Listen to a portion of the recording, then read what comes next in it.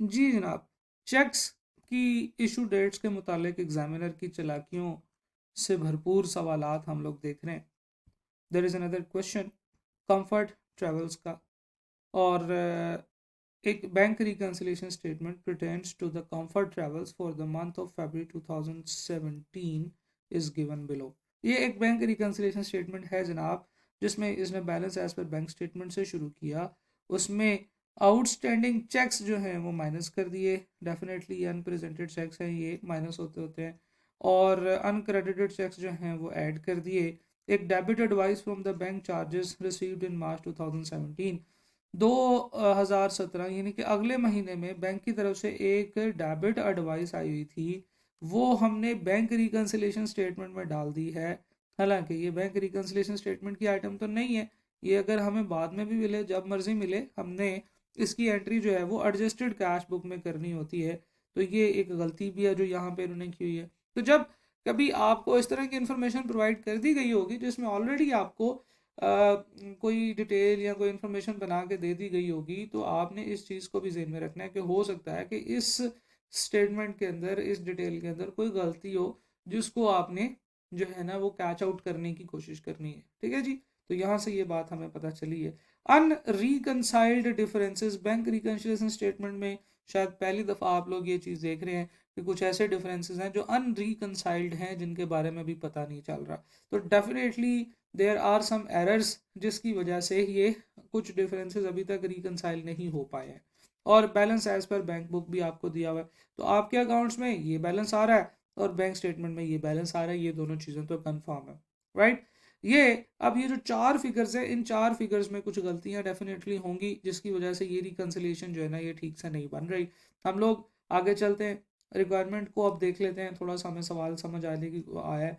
तो relevant transactions to the bank book में आपने एंट्रीज पोस्ट करनी है और करेक्ट बैलेंस 28 फरवरी 2017 को निकालना है। और उसके बाद आपने एक रिवाइज्ड बैंक रिकन्सिलिएशन स्टेटमेंट जो है ना for the month of February 2017 और करेक्टेड बैंक बुक का बैलेंस जो है ना वो बनाने की कोशिश करनी है कि ये जो अनरिकनसाइल्ड डिफरेंस है ये ख़त्म हो जाए, क्योंकि ऐसे तो नहीं होना चाहिए कि अनरिकनसाइल्ड डिफरेंस आपके अकाउंट्स में आ रहा हो। अच्छा जी, और कुछ बहुत ही थोड़ी सी इन्फॉर्मेशन जो है ना उन्होंने आपको यहाँ पे प्रोवाइड की है रिगार्डिंग द डिफरेंसेस। अच्छा जी, उन्होंने कहा कि जी the scrutiny of bank book and bank statement revealed the following information जो है ये आपको पढ़ने से, देखने से पता चली है। Number one, outstanding cheques includes, ये जो आउटस्टैंडिंग चेक्स है आपके 869,200 के, मैं यहाँ पे लिख लेता हूँ 869,200 के, इन चेक्स के अंदर ये दो चेक्स इंक्लूडेड हैं। ठीक है जी। Number one, a cheque of 37,250, the cheque was recorded in the bank book. Bank book में, बैंक बुक जिसको हम कैश बुक भी कहते हैं, यानी कि आवर रिकॉर्ड्स में इसको 32,750 रुपये पोस्ट किए। ये 37,250 रुपये का चेक था। ठीक है जी, आउटस्टैंडिंग चेक है। आउटस्टैंडिंग चेक्स कौन से चेक्स होते हैं? जो पेमेंट के लिए अभी वेट कर रहे हैं, बैंक के बाहर खड़े हैं आपके, और आपके से जो है ना वो पैसे लेने हैं, यानी कि ये आपने कुछ पेमेंट्स की हैं। तो एक पेमेंट आपने की, और वो जो पेमेंट है वो आपने करनी थी, आपने चेक इशू किया हुआ था 37,250 रुपये का, राइट। दो गलतियां हैं, ज़रा गौर से देखें। एक गलती तो ये है कि 37,250 रुपये का चेक था, आपने अपनी बैंक बुक में 32,750 रुपये लिख लिए। ठीक है जी, तो 37,250 में से 32,750 अगर हम लिखें तो 37,000 दिए, 32,000 लिख लिए, कोई 4,500 रुपये जो है ना वो आपने शॉर्ट रिकॉर्ड किए हैं, right. This is the error number one, जो कि हमें इसे एक लाइन से पता चला है। दूसरा जो एरर इसमें आपको नजर आएगा वो ये है कि ये जो आउटस्टैंडिंग चेक की हम लोगों ने बात की है, इसकी जो अमाउंट है 869,200, इसके अंदर भी 37,250 रुपये वाला चेक जो था वो 32,750 रुपये का लिखा हुआ, right. This was the error. इस एरर के अगेंस्ट जो है ना वो हम लोगों ने ये 869,200 वाली फिगर को भी एडजस्ट करना है, क्योंकि ये इसमें भी इंक्लूडेड। तो जनाब, ये एक बात हमें पता चली कि ये एक एरर है जो हमने बैंक स्टेटमेंट में किया हुआ है। आगे चलते हैं, cheque amounting to rupees, sorry, ये एक एरर है जो हमने अपने रिकॉर्ड्स में किया हुआ है और ये एडजस्टेड कैश बुक में एडजस्ट करना पड़ेगा हमें, एडजस्टेड कैश बुक का बैलेंस बनाने के लिए। अगली चीज उसने कहा कि इन्हीं 869,200 के अंदर एक और चेक है जो कि 9,650 रुपये का है। ये 8 जून 2016 से आउटस्टैंडिंग है, और 8 जून 2016 जैसे ही हमें कोई डेट बता देंगे, हम लोग अपनी करंट डेट, हमारी करंट डेट क्या है जी, 28 फरवरी 2017, इससे देखेंगे कि वो कितना पीछे की बात है। ठीक है जी। तो 8 जून के बाद जुलाई, अगस्त, सितंबर, अक्टूबर, नवंबर, दिसंबर, जनवरी और फरवरी, तकरीबन 8 महीने, और फिर उसके बाद जून के 22 दिन, 8 महीने 22 दिन हो चुके हैं इस चेक को। Cheque outstanding for more than 6 month are not honoured by the bank.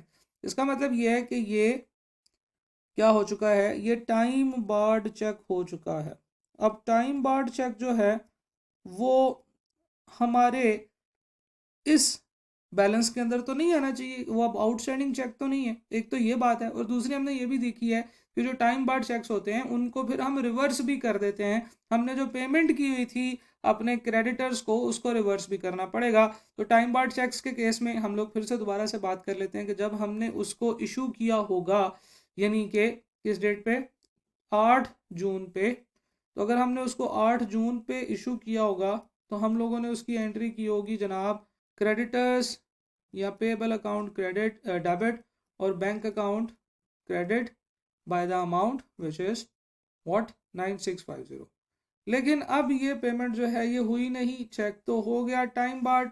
तो अब हम इसकी एंट्री को रिवर्स करेंगे कि बैंक अकाउंट को करेंगे डेबिट और क्रेडिटर्स को कर देंगे क्रेडिट 9650 से, 9650 से। तो जनाब ये वाली एंट्री अब हमें पोस्ट करनी पड़ेगी, और ये जो गलती है ये एडजस्टेड कैश बुक में एडजस्ट होगी। दूसरी चीज़ ये है कि जो अनक्रेडिटेड, ये जो अनप्रेजेंटेड चेक्स हैं, इस अमाउंट में से भी ये माइनस होंगे। क्यों? क्योंकि इसमें ये एडिड है, हालांकि ये आपके आउटस्टैंडिंग चेक्स नहीं होने चाहिए। आगे चलते हैं जी, statement number 2, cheques under clearance. Under clearance का मतलब ये है कि ऐसे चेक्स हैं जो अनक्रेडिटेड चेक्स हैं, और अनक्रेडिटेड चेक्स के बारे में अब आगे बात करने लगा है। कितनी अमाउंट है जी, ये वाले हैं चेक अंडर क्लियरेंस 456,350 के। तो जनाब 456,350 के जो चेक्स हैं इसकी बात होने लगी है। इसमें एक पोस्ट डेटेड चेक है 35,000 रुपये का, जो कस्टमर से रिसीव तो हो गया 27 फरवरी को, but the cheque was deposited and back on 28 फरवरी। हमने 28 फरवरी को बैंक में जमा भी करा दिया। The date of cheque was 1 March 2017। तो ये बात हम पहले कर चुके हैं कि चेक, उसकी एंट्री और उसका सारा कुछ उस डेट पे होना चाहिए जिस डेट पे वो, उसकी चेक की अपनी डेट है। तो ये चेक की डेट है 1 मार्च 2017। आइडियली ये आपके बैंक में आपकी जो आपने जो अपने अकाउंट्स में, अपने रिकॉर्ड्स में इसकी एंट्री करनी है 1 मार्च 2017 को ही करनी है। आपने उससे पहले कर दी हुई है, तो ये एक गलती है जो आपको नहीं करनी चाहिए थी। ठीक है जी। आपने ये जो कैश बुक का बैलेंस बनाया हुआ है ये वाला, इसके अंदर ये एंट्री कर चुके हैं, तो इसको तो आपको रिवर्स करना पड़ेगा, नंबर 1। नंबर 2 ये है कि ये आपके अनक्रेडिटेड चेक्स के अंदर भी अभी शामिल नहीं हो सकता। तो ये जो टाइम बार्ड चेक्स हैं या ये जो पोस्ट डेटेड चेक्स हैं, इनमें आपने ये देख लेना है कि क्या इसका दोनों जगहों पे तो नहीं ये इफेक्ट कर रही। ये ना हो कि आपके पास यहाँ पे ऊपर नॉर्मली इंफॉर्मेशन इसी तरह से दी होती है, एक्चुअली ये आती तो एक ही जगह पे है डेफिनेटली, लेकिन जब आपको इस तरह से इंफॉर्मेशन प्रोवाइड कर दी गई हो तो फिर आपने ये देख लेना है कि ये वाली फिगर को भी एडजस्ट करना पड़ेगा। तो आपके जो अनक्रेडिटेड चेक्स हैं वो एक्चुअली 456,350 के नहीं हैं, बल्कि उसमें से ये 35,000 माइनस करेंगे तो आपके पास अनक्रेडिटेड चेक्स जो है ना वो आएंगे। अच्छा जी, हम लोग आगे चलते हैं। Bank charges includes an amount of 2500 which was subsequently reversed bye the bank.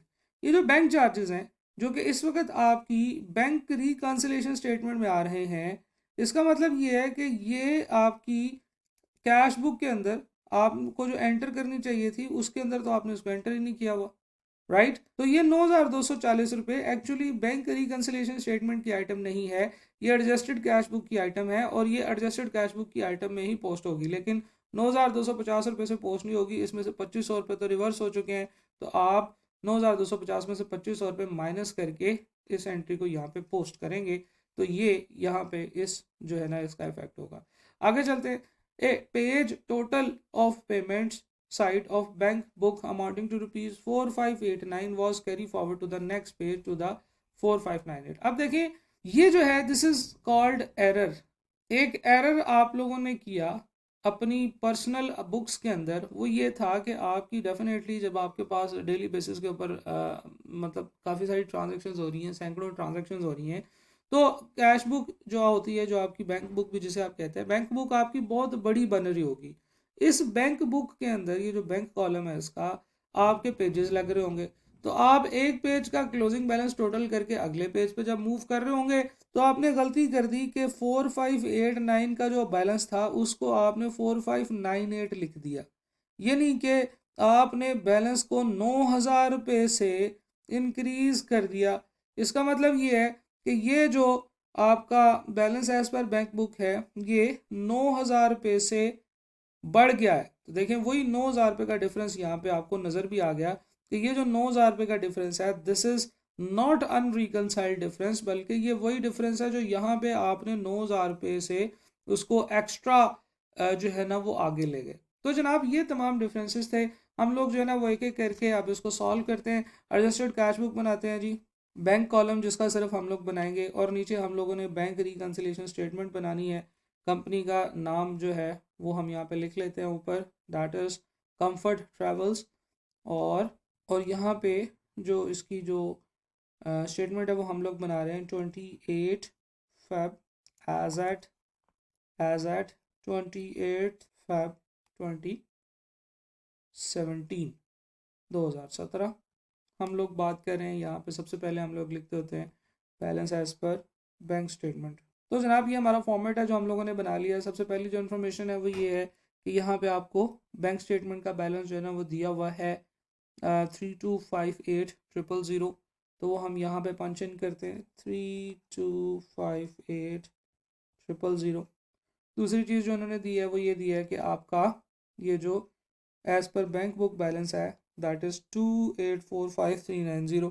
तो क्योंकि ये डेबिट बैलेंस है तो हम इसको यहाँ पे लिखते हैं ओपनिंग बैलेंस, या ओपनिंग नहीं लिखते, हम इसको कहते हैं अनएडजस्टेड बैलेंस।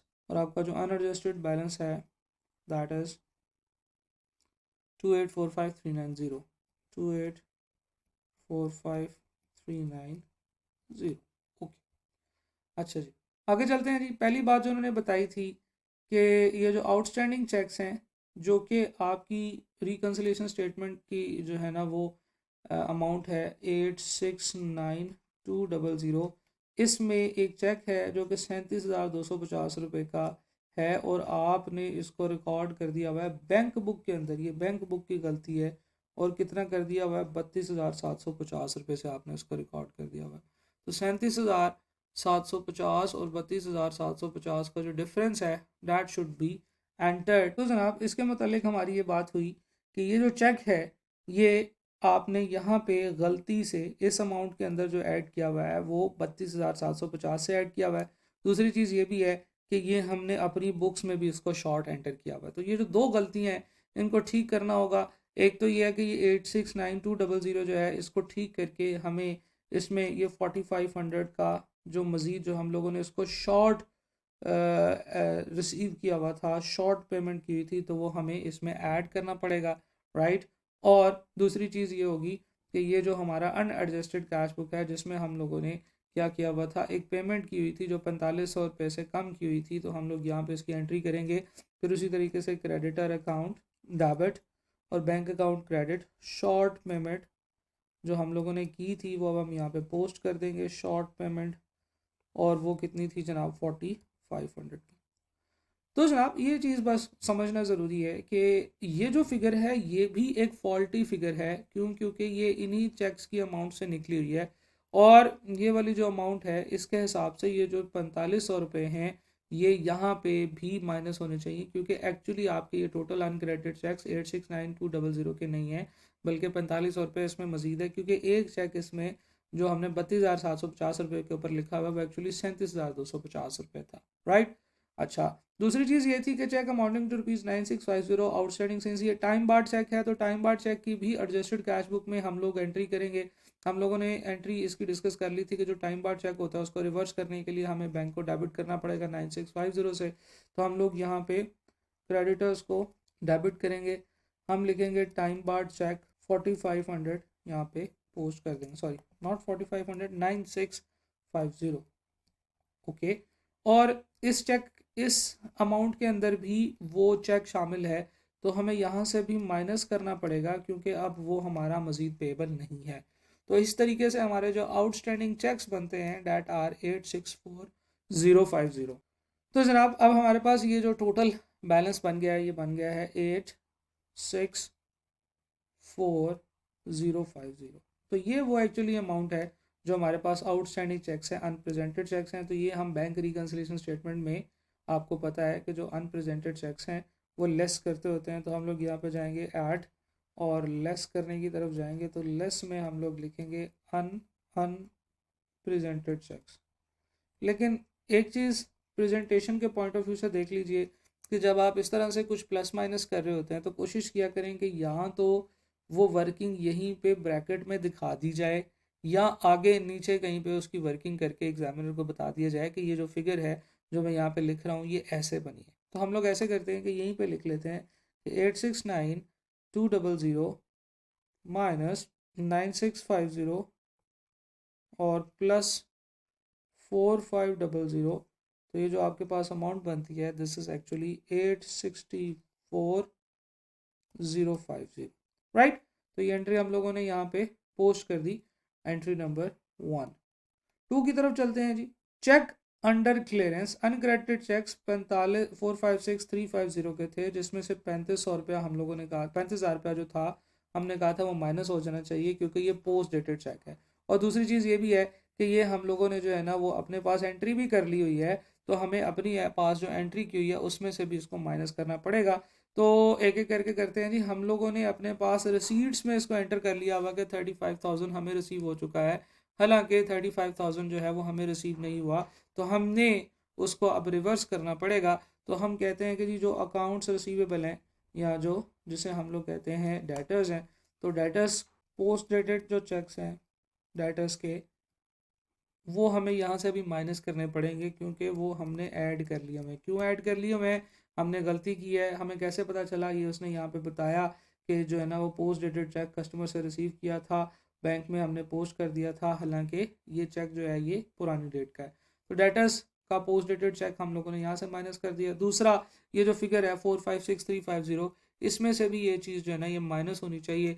तो आपके पास जो अनक्रेडिटेड चेक्स जो होंगे, जो हम लोग यहाँ पे ऐड करते हैं अनक्रेडिटेड चेक्स, वो फिर कितने बनेंगे, वो बनेंगे कि जनाब 456350 माइनस 35,000, आपके पास ये अमाउंट आ जाएगी 421,350, राइट। तो इस तरीके से आपने ये एंट्री पोस्ट कर दी।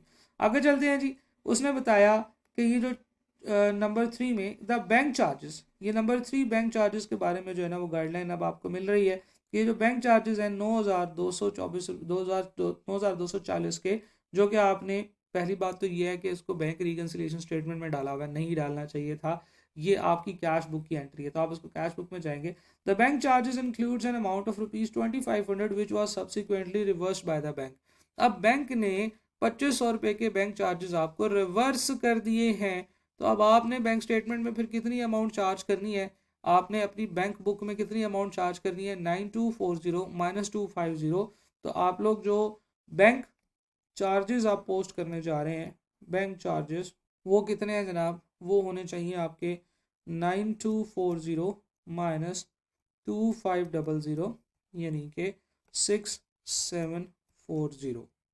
तो ये वो बैंक चार्जेस हैं जो आपने पोस्ट कर। लेकिन एक और चीज़ है जो आपने इसी एडजस्टमेंट के अंदर गौर करनी है, और वो ये है कि जो बैंक चार्जेस हैं ये बैंक ने भी रिवर्स कर दिए हैं, यानी कि ये जो बैंक का बैलेंस है 3258, इसमें तो 9,240 के बैंक चार्जेस जो है ना वो माइनस हुए हुए हैं, कटे हुए हैं। तो अब तो नहीं होने चाहिए थे, तो 2,500 के बैंक चार्जेस हमें इसमें वापस करने पड़ेंगे। हम लोग ऐड करेंगे bank charges reverse by bank. क्यों, क्योंकि बैंक ने पहले जो है वो 9,650 चार्ज कर दिए हुए थे, हालांकि 2500 उसने रिवर्स किए हैं। तो बैंक चार्जेस रिवर्स्ड जो हैं वो अब हमें वापस ऐड बैक करने पड़ेंगे 2500 के बैंक रिकन्सिलेशन स्टेटमेंट में, यानी कि बैंक को भी ऐड तो करने पड़ेंगे ना, क्योंकि उसने अब रिवर्स कर दिए। उसने कहा कि जी ये सब्सिक्वेंटली बैंक ने रिवर्स किया हुआ है। तो अभी के लिए आप इसको टाइमिंग डिफरेंसेस में डाल देंगे, बाद में अगले मंथ की जब आप स्टेटमेंट लेके आएंगे तो ऑटोमेटिकली रिवर्स हो चुके होंगे, राइट। अच्छा, अगली चीज ये है कि the page total of payment side of bank book amounting to ₹4,5 this was carry forward to this. हम लोगों ने बात की थी कि बैंक की जो डेबिट साइड है, सॉरी जो पेमेंट साइड है, क्रेडिट साइड, उसके अंदर 9,000 रुपये जो है ना वो आपने उसको शॉर्ट रिकॉर्ड किया हुआ है। यानी कि आपने जब बैंक का क्लोजिंग बैलेंस निकाला तो आपने एंट्री करते वक्त क्लोजिंग बैलेंस गलत निकाल लिया। लेकिन यहाँ पे आप एक चीज़ को सिर्फ समझ लें कि आपने एक पेमेंट्स कर रहे थे आप, और पेमेंट्स आपने ज़्यादा 9,000 ज़्यादा रिकॉर्ड कर ली, यानी कि आपने अपनी एडजस्टेड कैश बुक को 9,000 से ज़्यादा क्रेडिट कर दिया। तो अब हम लोग क्या करेंगे, हम लोग रिवर्स करेंगे एंट्री, और ये जो एंट्री अब आप रिवर्स कर रहे हैं that is correction of error, कि आप लोग क्रेडिट साइड पे आपने 9,000 रुपये से ज़्यादा जो है ना वो अपने अकाउंट को इंक्रीज कर दिया था। आपने क्रेडिट साइड पे 9,000 रुपये की एंट्रियाँ ज़्यादा कंसिडर कर ली थी, पोस्ट कर ली थी, तो उसको रिवर्स करने के लिए आपको डेबिट साइड पे 9,000 जो है वो उसको एडजस्ट करना पड़ेगा। तो आपने डेबिट साइड पे 9,000 जो है उसको एडजस्ट कर लिया। तो जनाब इस तरीके से आपने जो तमाम एंट्रीज हैं वो यहाँ पे पोस्ट कर दी हैं। अब आपने सिंपली इसमें जो क्लोजिंग बैलेंस है वो फाइंड आउट करना है। तो अगर आप एडजस्टेड कैश बुक को एडजस्ट करेंगे और उसका क्लोजिंग बैलेंस फाइंड आउट करेंगे तो इसका जो क्लोजिंग बैलेंस बनेगा that will be equal to 2817800, और ये जो अकाउंट है आप यहाँ से इनको क्लोज कर सकते हैं 2864040, राइट। अच्छा, और अगर हम लोग बैंक रिकन्सिलिएशन स्टेटमेंट की बात करें, आपने balance as per bank statement को पकड़ना है और उसमें ये दो चीज़ें ऐड करनी है। ये वाली जो अमाउंट है ये माइनस करनी है, तो आपके पास जो अमाउंट जो यहाँ पे आ रही होगी that will be equal to same 2817800, right. Okay, तो ये जो है वो आपका बैलेंस एग्जैक्टली इस बैलेंस से टैली कर गया। दिस मीन्स के आपने जो बैंक रिकन्सिलिएशन स्टेटमेंट बनाई है वो करेक्ट बनाई है, राइट। अच्छा जनाब, हम लोग अब इस क्वेश्चन को ज़रा सम अप करते हैं। देखें, उसने इस क्वेश्चन में हमें एक स्टेटमेंट पहले से बना के दी थी। नॉर्मली जब इस तरह से क्वेश्चन आते हैं तो हमें जहन में रखना चाहिए कि शायद इसमें कुछ गलतियाँ हों या हर एक पॉइंट के मुतालिक कुछ ना कुछ रेलिवेंट इन्फॉर्मेशन होगी। तो आपको उस इन्फॉर्मेशन के अंदर से जो जो बातें मिली हुई हैं वो सारी डिटेल से पढ़ने की ज़रूरत है। जब आप उसे पढ़ लेंगे तो यू विल सी कि जनाब यहाँ पे जो सारी चीज़ें हैं वो बिल्कुल वैसे ही हैं। आउटस्टैंडिंग चेक्स के अंदर कुछ गलतियाँ थी वो हमने ठीक कर ली और हमने corrected figure bank reconciliation statement में पोस्ट की। और जब भी कभी टाइम बार चेक्स होंगे उसकी एंट्री जो है ना वो रिवर्स करनी पड़ेगी। जब भी कभी आपने ऐसे चेक्स ले लिए जो पोस्ट डेटेड चेक्स हैं वो किसी भी जगह पे नहीं आने चाहिए डेफिनेटली, जब तक उनकी जो है ना वो रेलिवेंट डेट नहीं आ जाती है। तो ये दो चीज़ें थी जो कि बहुत ही सिंपल थी, जो हम लोगों ने पिछले वीडियो में भी डिस्कस की, पिछले वीडियो में भी प्रैक्टिस की, और अब भी हम इसकी एक प्रैक्टिस कर रहे हैं। तो इसके बाद हम लोगों ने ये देखा कि अगर कोई इस तरह का एरर आ जाए तो इसे हम लोग कहते हैं कैरी फॉरवर्ड का एरर। तो जनाब इस एरर को ठीक करना बहुत ही लॉजिकल है कि जब आपने क्रेडिट साइड को 9,000 से ओवरकास्ट कर दिया है तो अब आपको सिंपली अपनी डेबिट साइड में उसकी एक एंट्री डालनी होगी ताकि वो जो क्रेडिट साइड 9,000 से बढ़ गई है उसका इफेक्ट कम किया जा सके। आपने एंट्री का इफेक्ट कर दिया, क्लोजिंग बैलेंसेस निकाले, और उसके बाद जब आपने बैंक रिकन्सिलिएशन स्टेटमेंट निकाली तो आपकी वो फिगर जो है वो एग्जैक्टली टैली कर गई उस फिगर के साथ जो आपने एडजस्टेड कैश बुक की बनाई, right. This is how we do bank reconciliation statements, right. Now the concept is completed.